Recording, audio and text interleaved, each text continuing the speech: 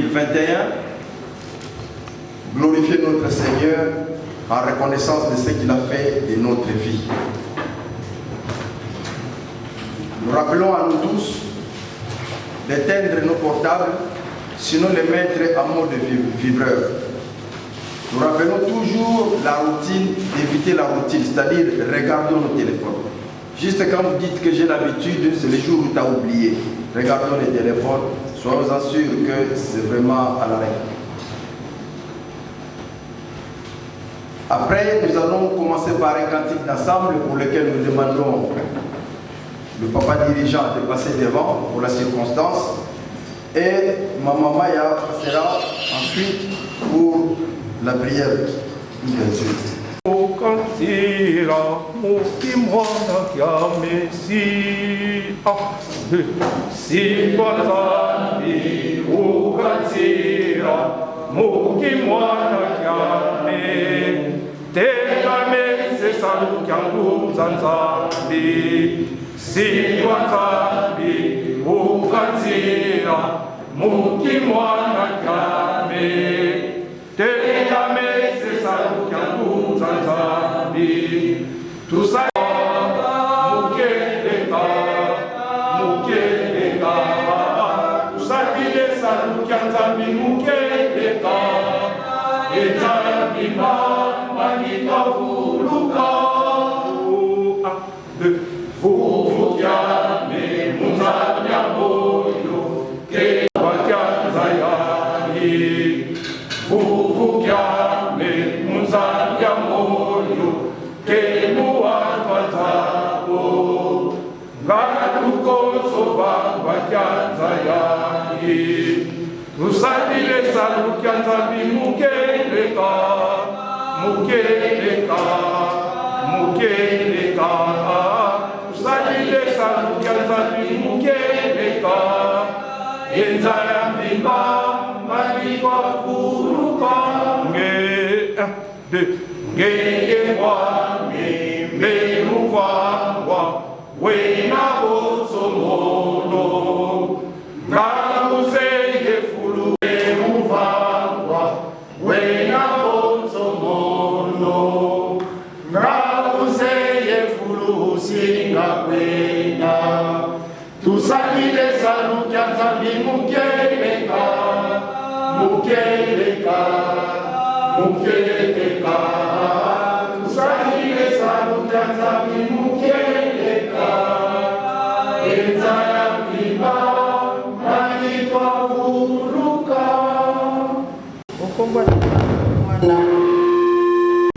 Nous sommes tous avec la Papa, que c'est merci. Nous voulons même nous relaxer pour nous sauver.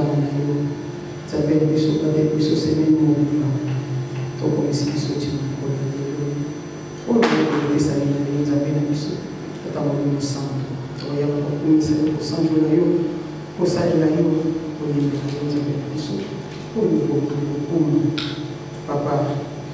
Tout ce qui est ici, nous sommes qui sont pour ça là. Pour que c'est que ça va vous dire que tout ce qui est ici, nous sommes pour que vous pouvez pas vous donner la mission. Nous avons la mission pour les basins, Papa. Pour ce qui est dans notre innocent, pour que nous sommes dans le livre.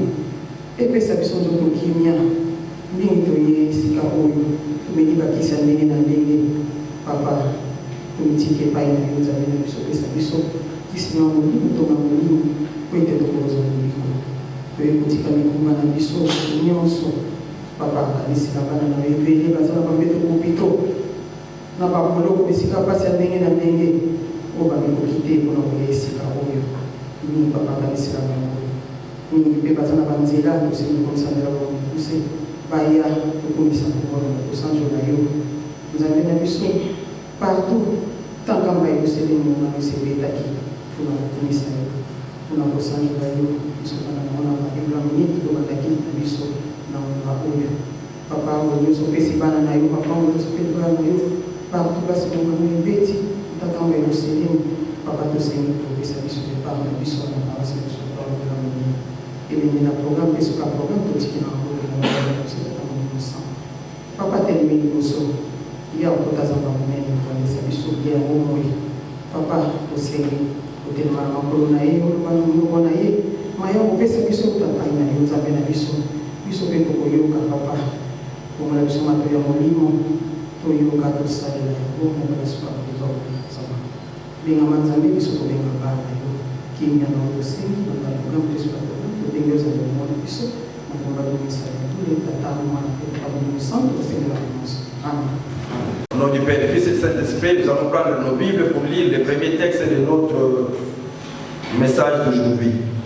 Notre texte est choisi dans les livres des psaumes, psaume 119, versets 1 à 12.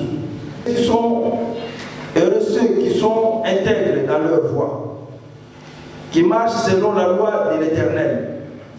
Heureux ceux qui gardent ses préceptes, qui les cherchent de tout leur cœur, qui ne commettent point d'iniquité et qui marchent dans ses voies. Tu as prescrit des ordonnances pour qu'on les observe avec soin. Puissent mes actions être bien réglées afin que je garde tes statuts. Alors je ne rougirai point à la vue de tous tes commandements. Je te louerai dans la droiture de ton cœur, en apprenant les lois de ta justice. Je veux garder tes statuts, ne m'abandonne pas entièrement. Comment les jeunes hommes rendra-t-il pur son sentier en se dirigeant d'après ta parole? Je te cherche de tout mon cœur, ne me laisse pas m'égarer loin de tes commandements. Je serre ta parole dans mon cœur afin de ne pas pécher contre toi. Béni sois-tu, ô Éternel, enseigne-moi tes statuts. Qu'il en soit ainsi au nom du Père, du Fils et du Saint-Esprit. Amen.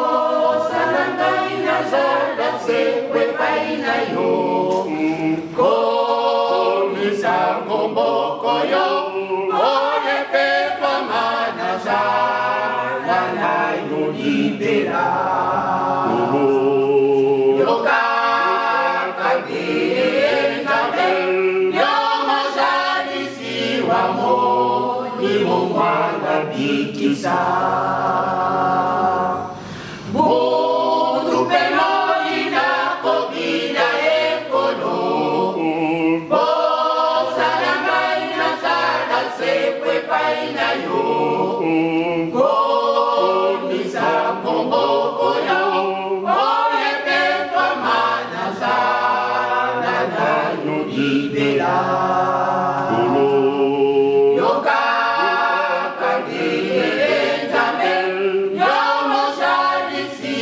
mo limo mwanga bikisa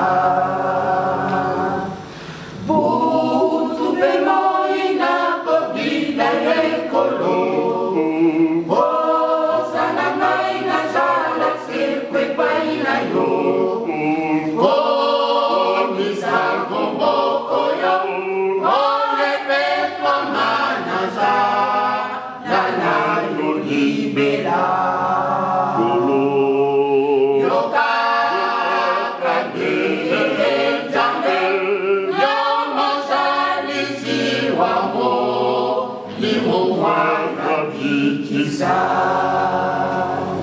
Osala oyo nostosala yako pesa ngai maboko na mabondeli bana na ngai bolemba te.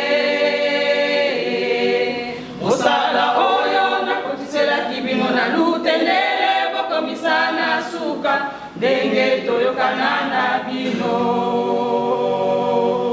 Mosala oyo nostosala yako pesa ngai maboko na mabondeli bana na ngai bolemba te. Mosala oyo nakotisela kibino na lutendele bokomisa na suka ndenge toyokana na bino. Mosala oyo nakozala ya kopesa ngai maboko na mabondeli bana na ngai bolemba te. Mosala oyo nakotisela kibino na lutendele bokomisa na suka ndenge toyokana na bino. Mosala oyo bosala ya kopesa ngai maboko na mabondeli bana na ngai bolemba te. Mosala oyo nakotisela kibino na lutendele bokomisa na suka ndenge toyokana na bino.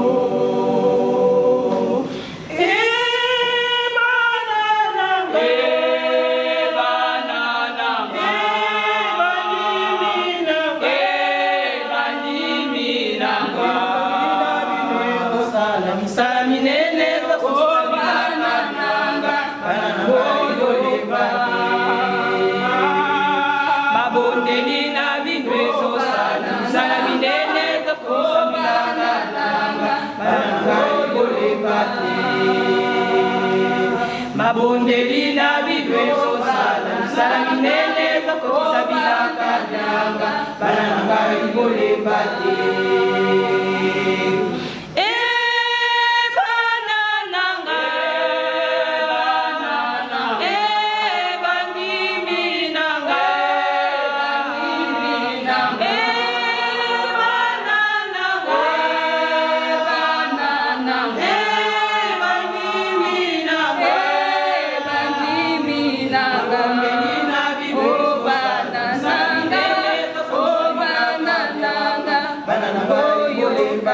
Mabondeli na bidwezo sala sala minene banana ibole bate. Mabondeli na bidwezo sala sala minene banana ibole bate.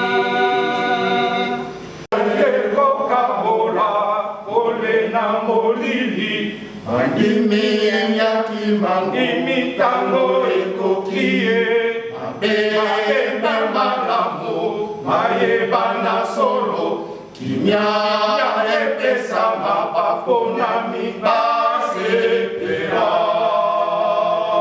naye kokabora pole na molili andimi yakimangimi tango ekokie mabeba malamu mayebana solo kimia epesa mapapo na mibasepera mabema omokili makanisi bakose mabe batoni bokwana nateli sepamba eke oyo ya mine bana ere oyoyo ya mine bana kalasimate mabe male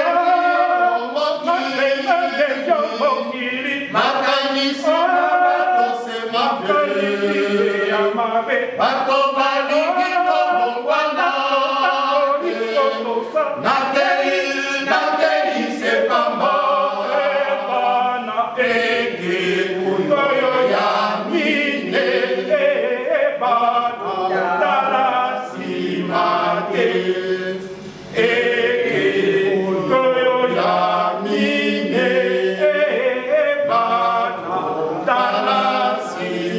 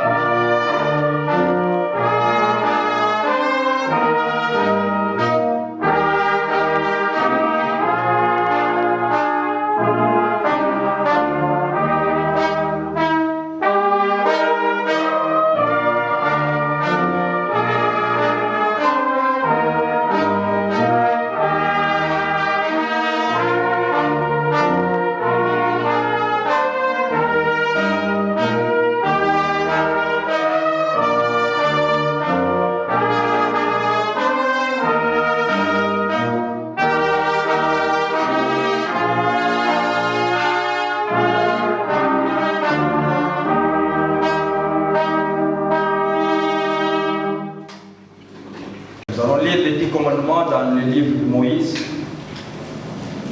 le livre d'Exode, chapitre 20, du premier verset jusqu'au 17e.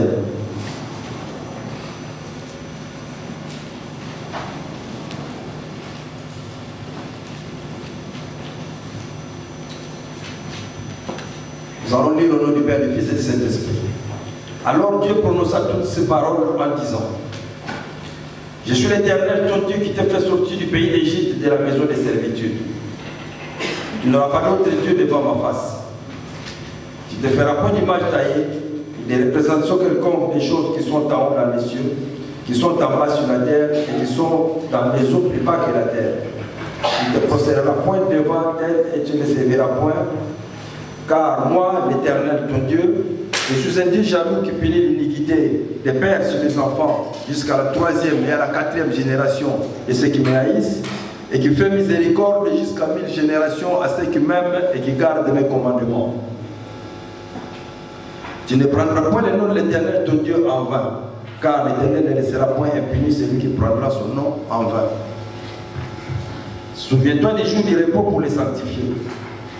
Tu travailleras 6 jours et tu feras tout ton ouvrage.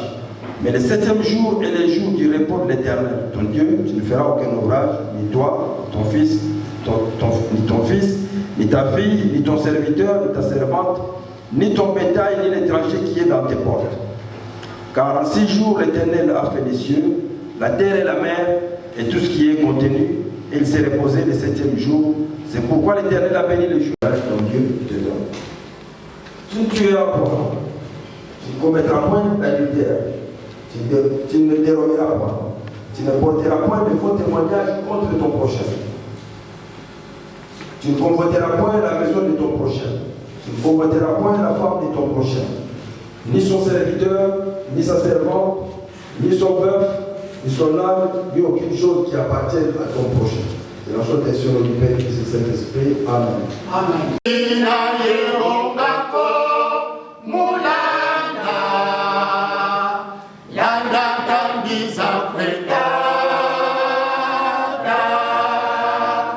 Kana voice vanga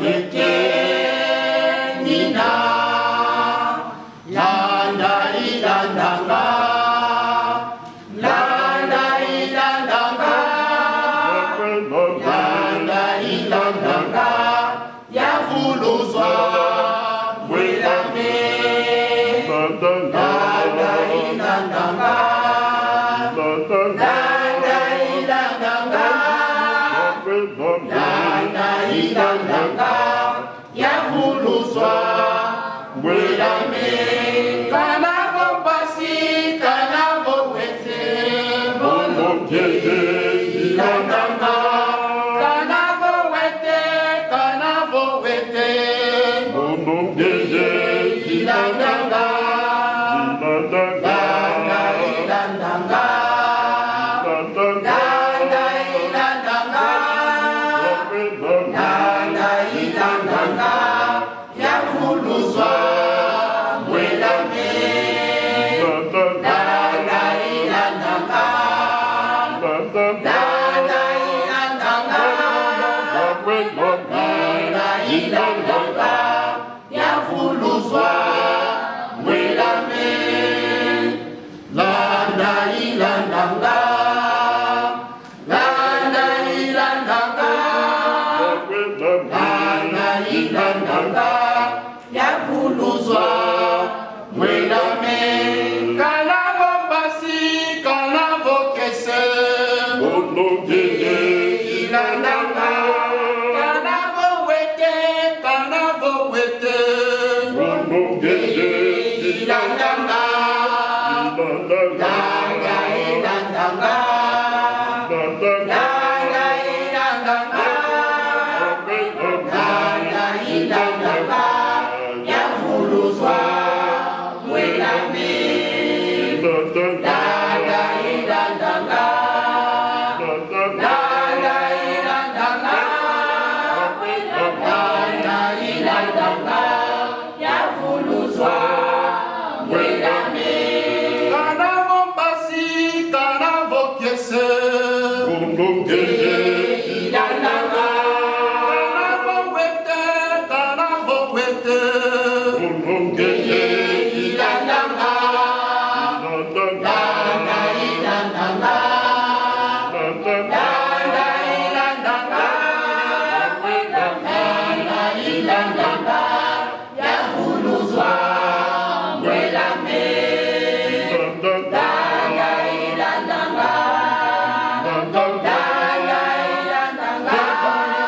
ilandanga landa ilandanga yavuluzwa mwelame kanavo basi kanavo kese onogeye ilandanga kanavo wete onogeye ilandanga landa ilandanga landa ilandanga landa ilandanga yavuluzwa mwelame landa ilandanga landa ilandanga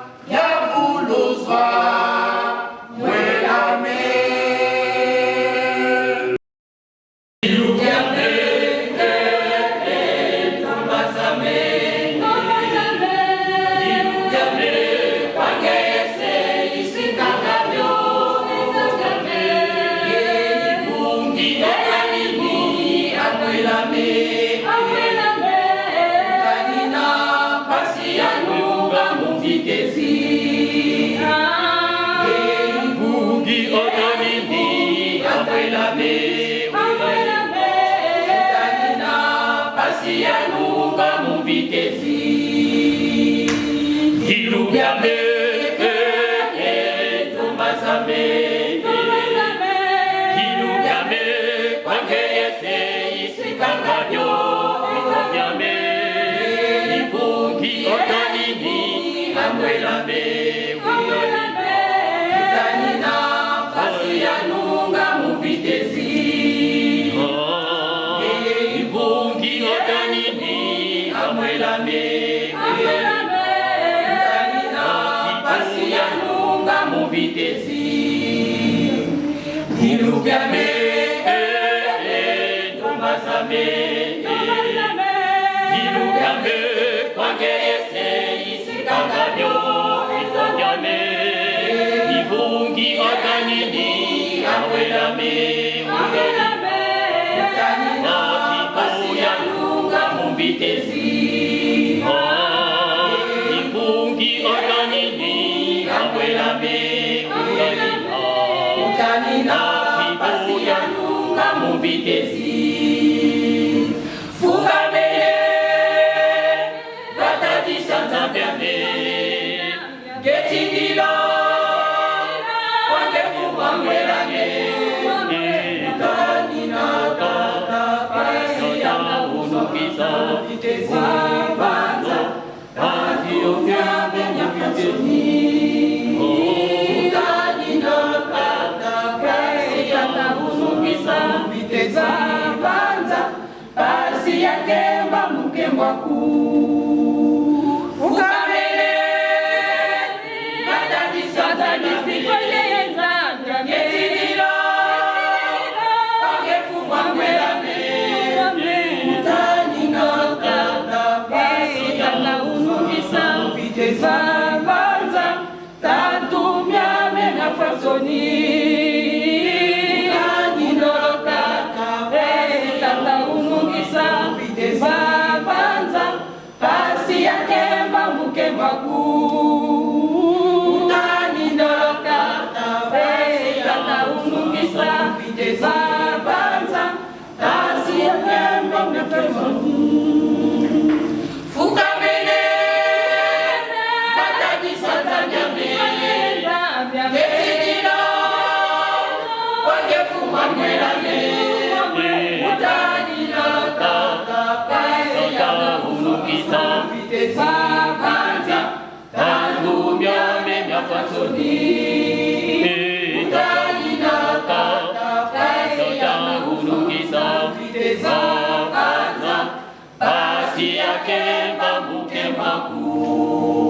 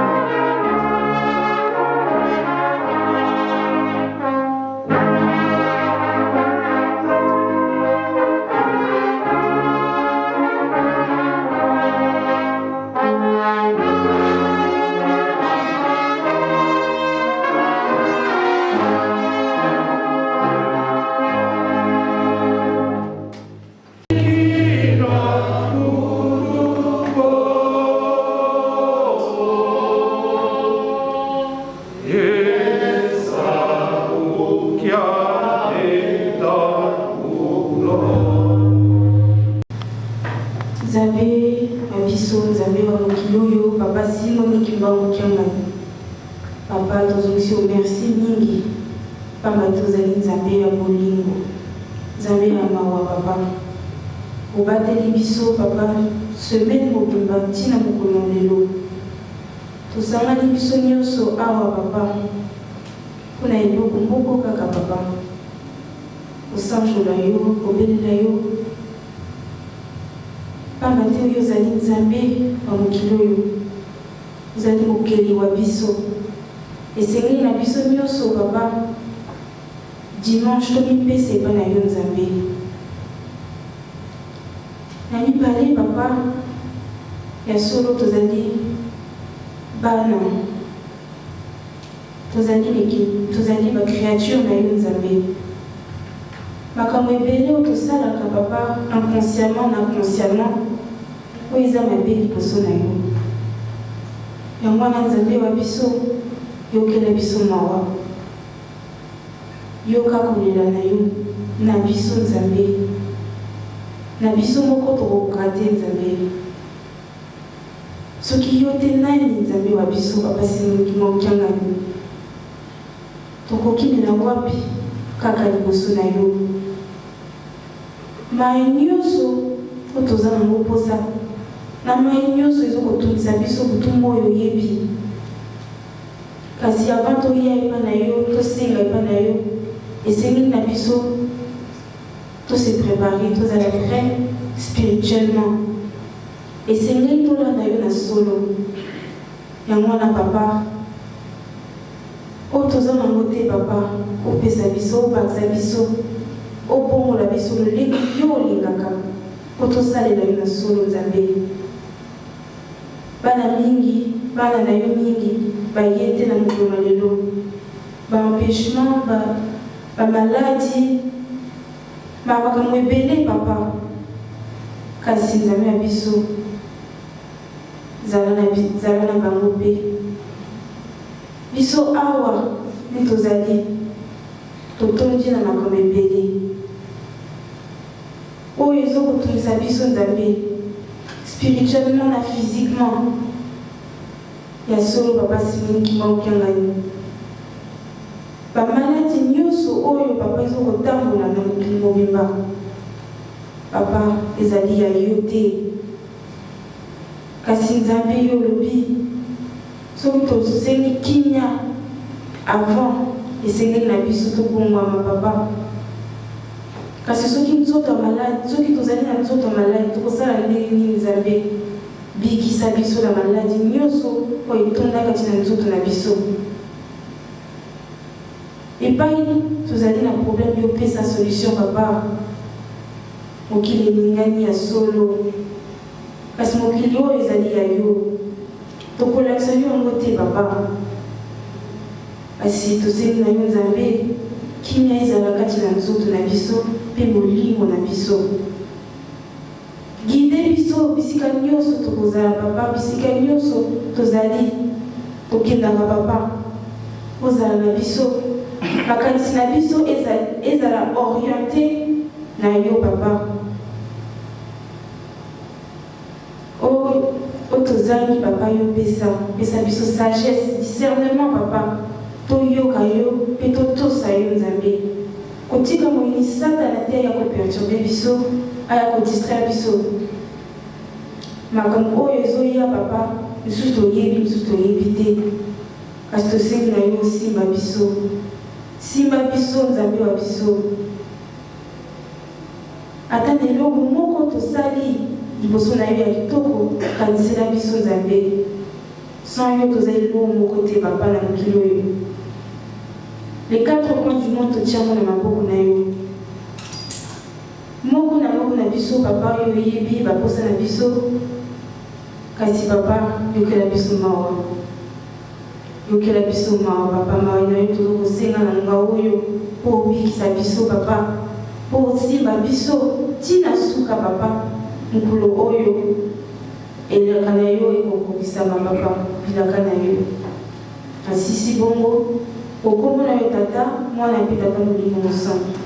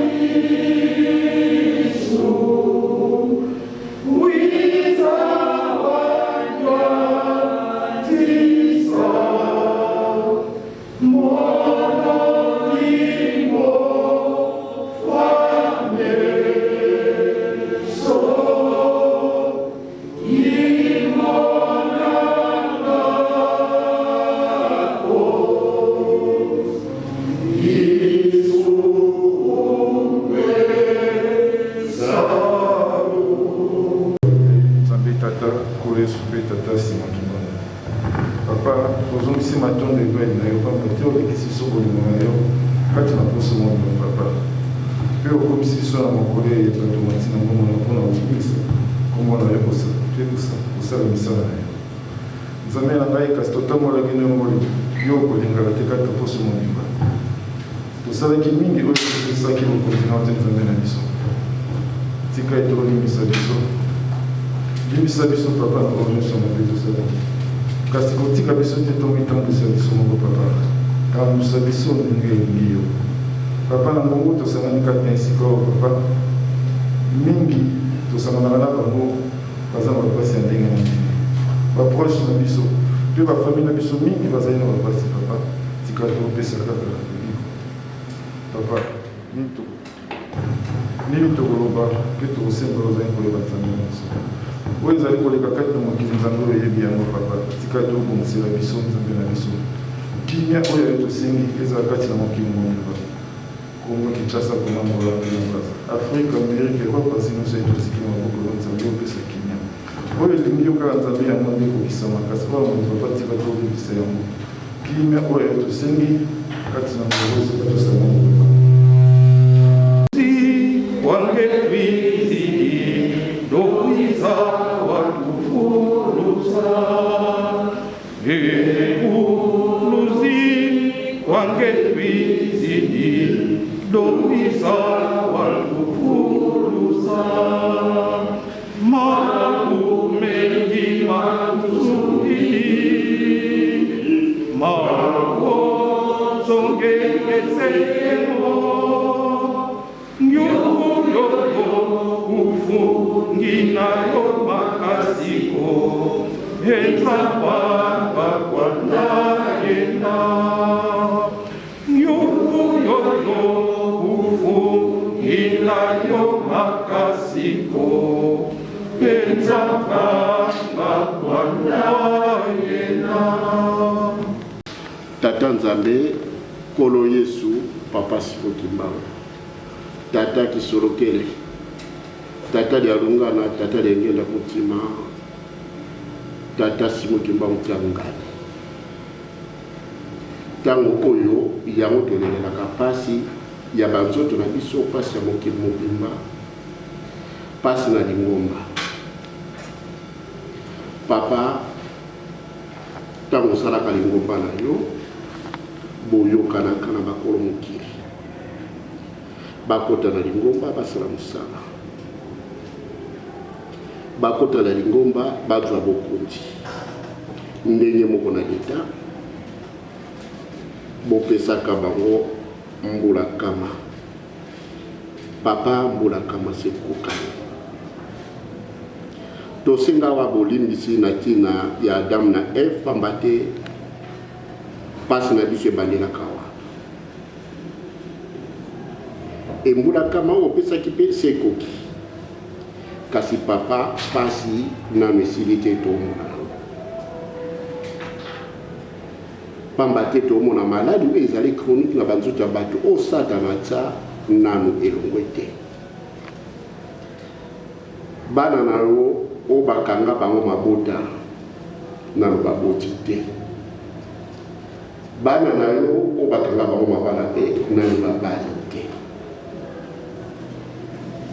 molimo ya satana ezosala kaka nzoka biso tolandaki yo po ete tokangolama na bapasi wana nyonso papa simokimbango kiangani olobi nini kino lelo liboneli oyo eza kokonse kaka ya pasi kasi yo olobaka na biso yo oye kokokisa bilaka okolongola pasi na biso nyonso kolela ekolongwa tokozala na esemo papa esemo na biso ti mokolo nini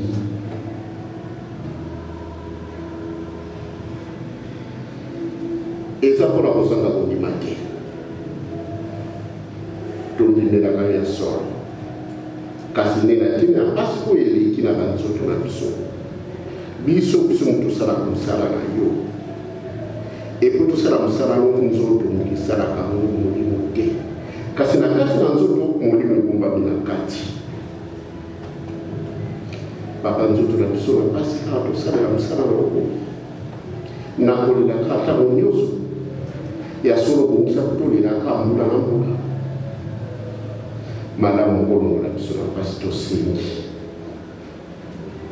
malamu kolongola mokili na pasi malamu mpe kolongola lingomba na pasi bilaka oyo tiaka ekokana lingomba moko monoko moko bonzambe moko papa tokobakisa nini makambo wana nde ekitisi kondima ya bato ebele pamba te soki tolobi boye tomonela miso ya solo bango bamayele bakomona bilaka ezokokana mokemoke kasi bilaka mposa na biso ezali ekokana mpe na banzoto na biso moko na biso moko mpe pamba te soki bokisani emonani mpa na biso yango kolakisaki biso tolandaki nzambe ya solo papa simoki mbango mpona oyo mpona lingomba na yo ezwa ebatu balibela nzambe na yo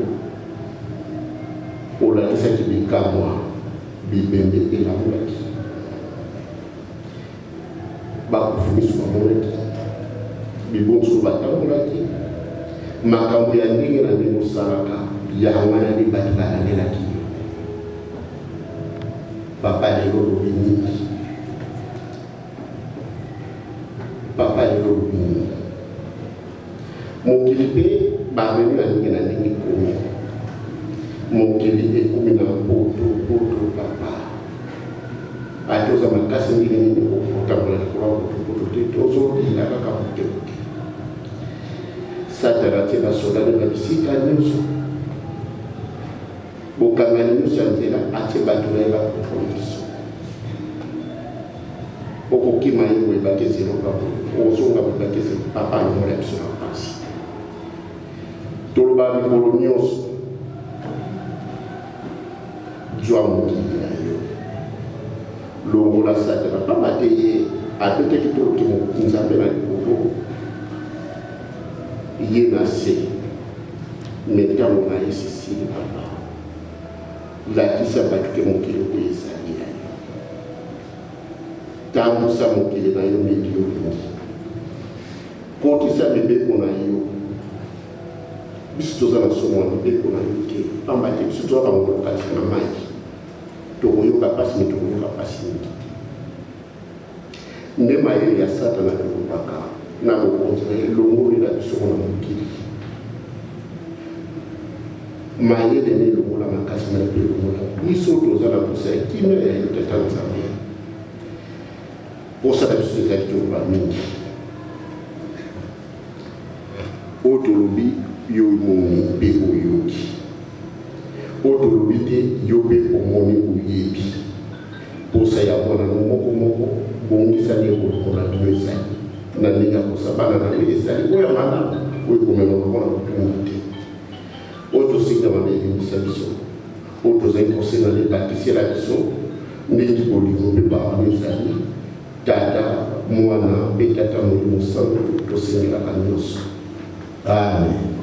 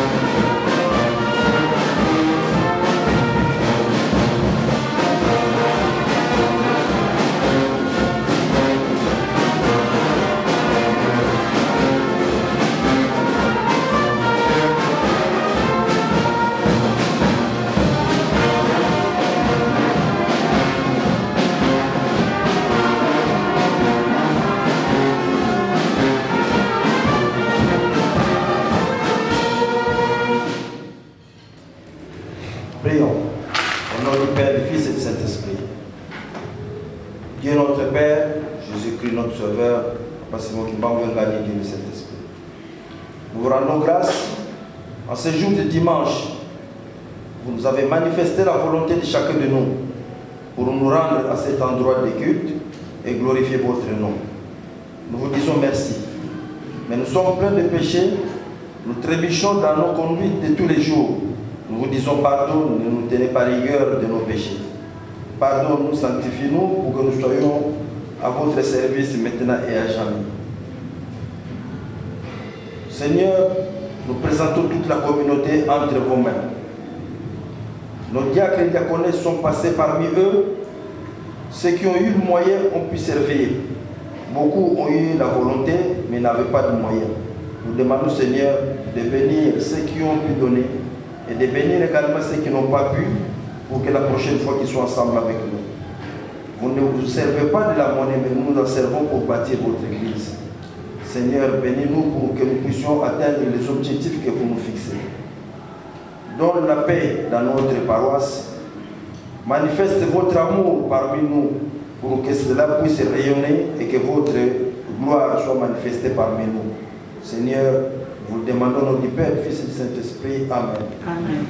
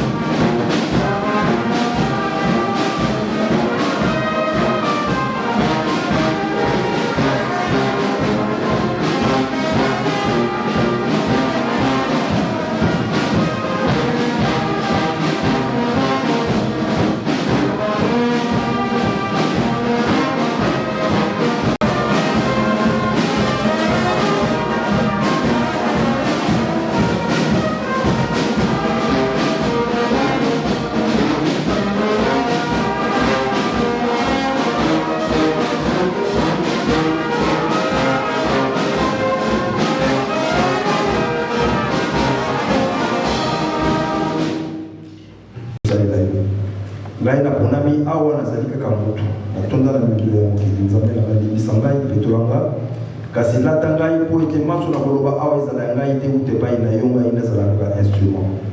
Pesa biso bososoli, pesa biso bobangi bakombo na yo, pesa biso mayele mpo ete tokoka kosimba maso kolobama awa tosalela ngo na bomoi na biso mpo tozwa lobiko oyo toyaki koluka epai na yo nzambe ya bomoi nkombo tika molimo santo. Amen. Au nom du Père, du Fils et du Saint-Esprit, pour ceux qui sont venus en retard, nous avons commencé à lire nos textes dans les livres des psaumes, chapitre 119, versets 1 à 12. Pour les commandements, nous avons lu dans les livres d'Exode, chapitre 20, versets 1 à 17.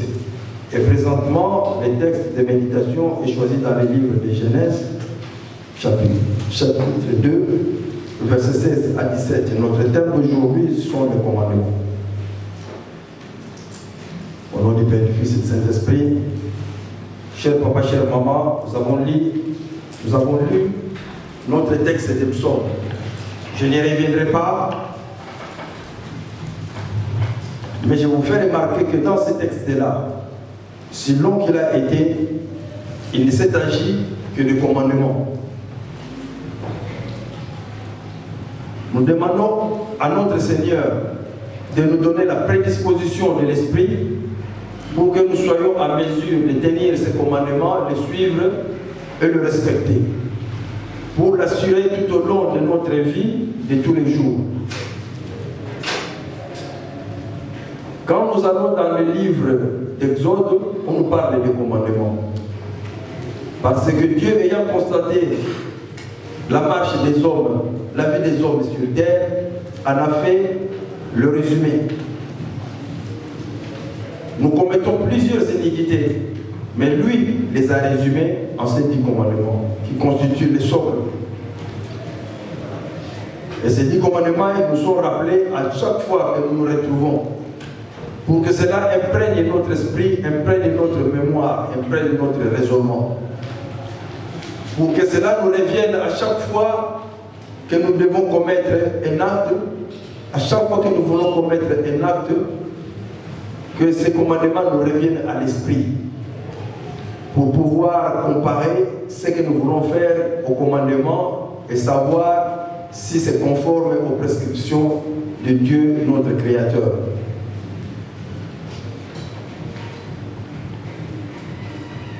Bomo ina biso mobimba tango totangi na kati ya mukanda ya exome ezali kaka na kati ya mibeko oyo toza kosenga tata nzambe asunga biso po ete toyeba kosimba mibeko na ye tosimba yango na kati ya mitema na biso epuis toyeba kosalela yango na bomoi na biso soki tosengaka na ye tata nzambe pamba te ye kolo molimo ndenge tokolobaka l'homme propose Dieu dispose. Tata Nzambe a disposé mitema na biso po ete tokoka kosalela ye. Or kosalela tata Nzambe yango kozalaka na ntina ya mibeko po ete tokoka kosimba yango bomoi na biso tokoka kolanda yango tosalela yango mpe likeseni monana na bomoi na biso. Na kati ya livre oyo totangi ya mukanda ya Mose ya mibale totangi mibeko tata Nzambe atalaka etamboli ya bana ya bato na se ya ntango mabe tosalaka ezali mingi ezali ya ndenge na ndenge me ye akategorize yango aye komona ke zomi oyo yango ekokosalaka mpasi ya bana ya bato tata Nzambe apesa biso mibeko wana zomi mabe quelque soit oyo osali mais soki ozongi na kati ya 10 commandements okomona kaka mabe na yo eza kose retrouve soki na premier commandement te na 10e ou na katikati epesamela biso po ete esika nyonso tokokutanaka etangamaka ntango possibilité epesamaka biso tosalaka rappel yango wana tokolobaka mingi routine mo wana ezokaka mingi na kati ya langage na biso routine totikaka toboyaka komesana ezalaka kaka ndenge wana te yo mondimi kozalaka na likanisi wana te kozalaka mpe na comportement wana te.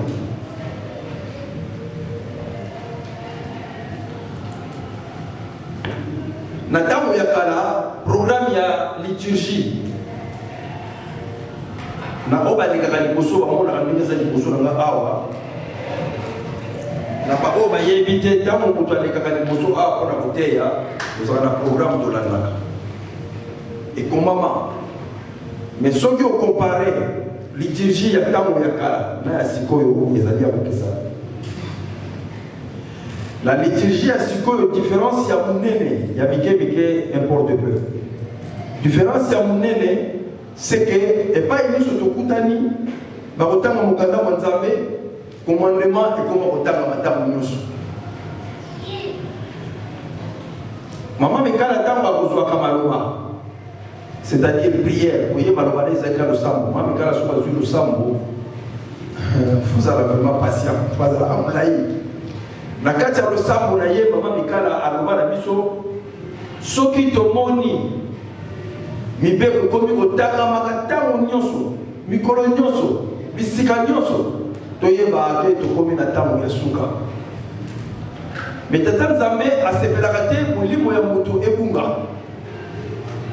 et donc mpo molimo ya moto ebunga te tata Nzambe amipesa patience ya kozela biso kotikela biso ntango ya kotika mabe mpe tobongwama yango wana tokomonaka ke c'est depuis les années 70 nakoki kopesa bino mbula exactement 73 ou 77 mais là des environs de 70 que liturgie à l'église et comment na 10 commandements à chaque rencontre à force ya kotanga yango oya komona que l'air tozwi mokanda mo Nzambe mpo totanga yango motambusi oyo aza liboso aza koinsiste tokamata babible ezalaka mpona kosepokela bino te toyebi na biso ke l'air tokotanga 10 commandements bible efungwamaka kaka mpona kofungwama mais tellement esi ekota na kati ya motu Et quand à la mémoire, il y a mon tonioso, et tu as la Bible des autres, vous allez vous dire, mais papa pasteur, quand tu fous la Bible, mais dis comment elle est sur tout. Bravo, félicitations, que la Bible est comme la Katia Moutou. Le problème, et comme la Katia Moutou, mais est-ce que maintenant, on met à moi l'exercice pour comparer le commandement au la Katia Moutou, le raisonnement, au comparer à moi, na makanisi na yo, na makambo yo, na makambo yo. Et nous sommes responsables, il y a un acte naïe. Tant que vous êtes adultes, vous êtes capables, vous êtes responsables de l'acte naïe. Parce que pour que nous soyons acte c'est un processus. Les campo, ça c'est un étape. Et comme on a pensé, la pensée est ébélée. Il y a moins de temps où tu es attentif, tous à la concentrer. Pourquoi? Parce que pendant que tu as nangai moko na bino to la qualité o tata nzambaza ko inspirer biso mais moko na kati ya bino ndenge bozali na makanisi za kotambola pele na kati ya kutu ba mususu baza kotonga ba mususu baza kofinga ba mususu baza kosenga na tata nzambe ba makanisi za ebele mususu baza ba projet za kotambola na kati ya kutu. Ça c'est le phénomène de la pensée ndenge nzambe asalela mutu makanisi tambola ndenge wana mais malgré ça là yo ndenge wana apesa ope possibilité ya ko canaliser ya monde ya moyo tobengaka concentration, c'est-à-dire que bosana makambo surtout tia makanisi na yo kaka awa na kati ya isika tozali. En d'autres termes, tant que nazali koloba boza kolanda kaka nga et ko éviter makanisi na yo etambola gauche droite, puisque occasion epesa meli ya mwana tokomona akele tokobondelaka tokangaka misu mondimi fo yeba misu tokangaka mona ntango kobondela mpona nini kaka mpo se concentrer makanisi na yo nyonso ebosana makambo nyonso ya mokili ebosana na yo moko kaka okanisa rapport na yo na tata nzambe ya moto kokangaka misu soki tokofukamaka parce que se montraka en signe d'humilité liboso ya ye tata nzambe nzamba bomoi tango ye azali ya kovanda mpe azali ya kotelema biso tokoki kozala ya kotelema mpe kovanda lokola ye te tozali ya kofukama ntina yango tofukamaka apart catégorie ya baprière oyo esengeli ke eza ya mokuse circonstancielle oyo esengaka ke ozala ya kovanda na kati ya liturgie ya église catégorie ya baprière ezali ya kovanda ya kotelema na kofukama mondimi fo oyebaka yango yango wana ntango tolobaka likambo ya routine les commandements les connaître c'est bon. Les révérends pasteurs, quand ils disent prenons nos Bibles, nous les prenons symboliquement. Mais les messages qu'il va lire, nous les connaissons déjà, c'est bien. Le gros du problème, c'est que ces messages que nous connaissons, qui est presque enregistré dans notre raisonnement, dans notre mémoire, est-ce que nous le mettons en pratique? Est-ce que quand nous pensons à commettre un acte, nous projetons déjà le pensée? Du pensée vient la deuxième étape, les raisonnements. C'est dans les raisonnements que la conscience intervient pour vous dire, Papa Félix, vous voulez aller voler, vous voulez aller vous battre, vous voulez vous fâcher, vous voulez aller, vous voulez draguer comme on dit dans le terme courant. Est-ce que la conduite d'un chrétien par rapport au Seigneur que tu suis te le recommande, te le permet, te l'ordonne? C'est dans les raisonnements que la conscience intervient et la conscience fait son travail. À la troisième étape vient l'acte en soi. L'acte en soi.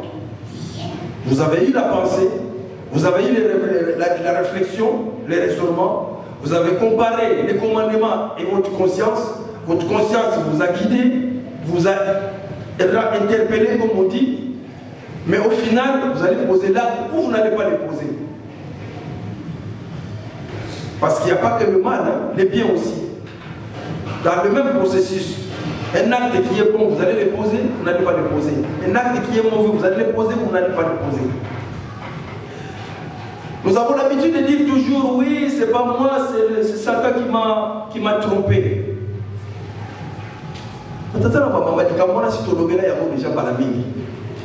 Mais Satan, ça n'a pas très bien. musala na eza pour la komeka yo ya ka komeka ka mais yo de muto kosala yete ya ki komeka ici asali ya musala. C'est pourquoi l'air de quoi ya kana masumu mujali boso ke de kofunda kabiso kakaye manema ebadi le noté soki na zongi sibiso to zongi na kati ya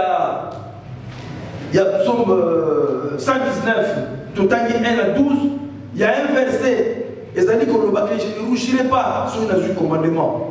Ah oui, à chaque fois bébé ko kotanga maka biso nyoso nanga le premier de Boudaka tellement que message na biso kalenge to vivaka siko mobeko moko ezala kana moko tu yakala mais to bosana na ope ba yeba kite bala wana ba yeba yango. Et voilà tant que l'homme a rappelé à vous de bouder parce que tout le monde dit que contrainte. Le problème du commandement, c'est la liberté et la contrainte. C'est ça le problème du commandement. Ce qui puisse le commandement kilo, parce que la liberté, on nous avait appelé ça malgré sa marge. Nous avons toujours la tendance à déborder marge. Par le but de prier 8 fois. Où est le problème? Ceux qui nous savent que tout ça dans la famille, beaucoup de mamans sont laïcs, puis quand mais tant que nous avons beaucoup de possibilités de faire bien, nous avons des possibilités de faire bien. Pour nous donner quelques minutes, tu es pour ça la demande de l'île. Ne sachant pas que prier à 6 avril les amoulaïs, quand on attend la commande des amoulaïs. Mais, t'attends jamais, tant que nous avons des canisseurs au sang, mais là, il y a un moment. N'a pas quitté à ça, il y a un milieu au roi. En d'autres termes, tant qu'on s'est prié il y a une seconde, nous avons eu une possibilité de permettre de témoins de 3 minutes, 4 minutes dans la caïsalité. Mais il y a beaucoup de choses qui sont liées à Yoki. Et donc, c'est des services de Tanzambé, dans mon manango, Botosi. Est-ce que tout ça? Botosi. Zamba Keli, Tata Adam, après c'est Betini. Attends ici, Yemoko. Pour avoir mieux la connaissance. L'air a évoqué là, maman Ève a pris ses responsabilités de papa Adam, yo, Tangisaye. Papa Adam, Sarayiko et Tangamaki, mais Botosi. Patata maman Botosi. Yamwana tozo a grade Sikawana. Mbeba ya tata Adana Ève, Ponkolo Silika. Pona kidoki bazwa et pas ya Satana. Mengangani Kabozali, de Kozaka Botosi. Ceux qui Botosi et Salaka. Ne va que les mobiles en combattre. On va résister. L'obéissance. Et l'équipe plus importante, l'obéissance. Et l'on a tout pour ça, la mobilité. Tout cas, on a mis sur ma soumouté. Tata la maman, toute iniquité est péché. N'est-ce que nous avons papa de l'Oumana, au vu là où on se dit soumou. Au cacolaté. Pourquoi j'ai dit au cacolaté? Nous sommes très enclins, Nakidoki. Nous sommes très enclins na magie na joie. Nous sommes très enclins na ekobo maman de kangaité. Nous sommes très enclins na ekobo tata de kangaité. Homme à femme à homme. Mais les tokoma kananeli ya misala na bomaranzoto. En tout cas, cadeau immeuble, cadeau motuka. Ya mbongo na kananga moté maté. Bon, attends, il y a un problème, il y a un mingi, la balance qu'on a gagné pour jouer. Tata la maman. Wane zali tata nzambe zali ayote. Iyo balobi na yo tosa mibeko tika kidoki tika moyibi tika ekobo tika kotonga baninga tika maloba mabela baninga yo tosa kaka. Et pas basengi misala sala kaka. Nyoso bako senga biso sala kaka. Okakolate. Bolingo mibeko misala okakolate kende sukisa na botosi. Vous savez, par simplement, vous avez un slogan pour Kitoko. Vous avez un slogan pour Kitoko. Ce qui n'a pas de loi, ça va toujours contraire, il y a devise là-bas. Slogan la bino, ça la devise la bino. Mais la naïamo, il y a un exemple, il y a paix, justice, travail, paix, zate na mboka wana, justice, zate na mboka na travail, passe. Ce qu'on a dit, liberté, fraternité, égalité. Na pesi commentaire depuis ya wana pour vivre la colonios. Ce qui est pas ya baninga mususu Dieu mon doigt na Londres la ngama kaponeka hakuna ukamwe. So kati mai okay kuna bango seulement ba prêta kuku na Bible. Mais tant que vous prêtez serment, le bon la Bible, le mot tomori du colo, l'air qui s'appelle la Bible, à qui a vendu la kitikuna, première opération à ordonner guerre.